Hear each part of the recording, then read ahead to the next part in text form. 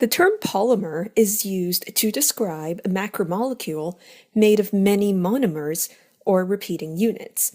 The properties of these polymers all depend on a variety of factors: the monomer unit, the linkages between each monomer, and the intermolecular and intramolecular forces that exist between polymers.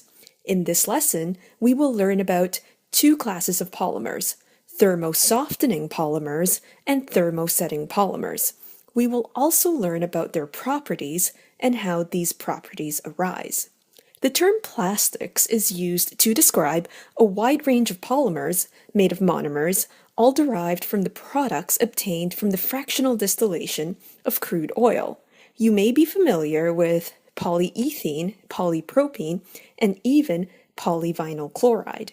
You can learn about the structure of these polymers, how they are made, and their real-life applications from other videos on our channel. Here, we will focus on how these polymers respond to heat and why they respond the way they do. Polyethylene, polypropylene, and polyvinyl chloride are thermosoftening polymers. This means that they soften when heated. When soft and in liquid form, they can be molded into many different shapes. These plastics are used to make many everyday items, such as window and door frames, pipes, wiring insulation, and waterproof clothing items, just to name a few. This is made possible because polymers are not linked together. We can think of it like a bowl of noodles. Although the noodles are coiled and tangled with one another, they are not linked.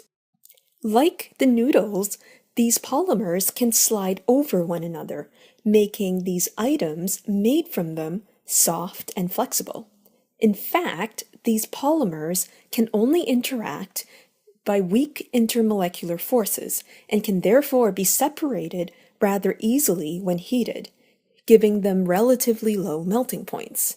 Some other thermosoftening polymers include polystyrene and polytetrafluoroethylene. Thermosetting polymers, on the other hand, do not soften when heated. Unlike thermosoftening polymers, these thermosetting polymers are cross-linked to one another.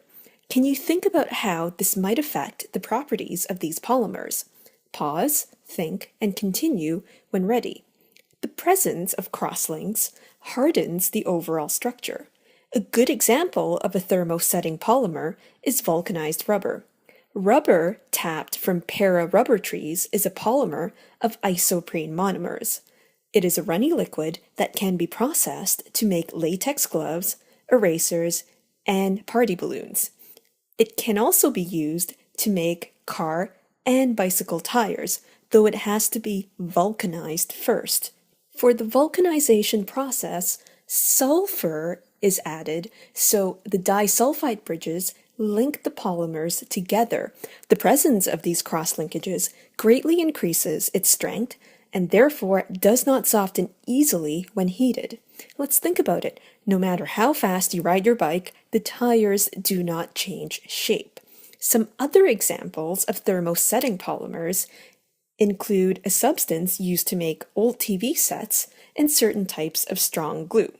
In summary, thermosoftening plastics are soft and melt when heated, whereas thermosetting plastics are hard and do not soften or change their shape when heated.